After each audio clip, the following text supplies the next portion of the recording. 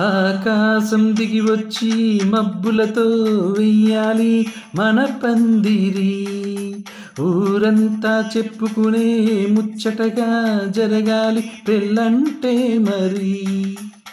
చెరిసగమవమని మనసులు కలుపుతూ తెరచిన తరుణం,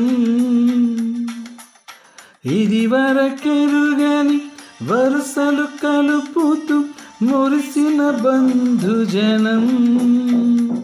మా ఇళ్ళలోత మా విల్ల తోరణాలన్నీ పెళ్లి శుభలేఖలే, అక్షింతలేసి ఆశీర్వదించమను పిలుపులైన వీగాలులే.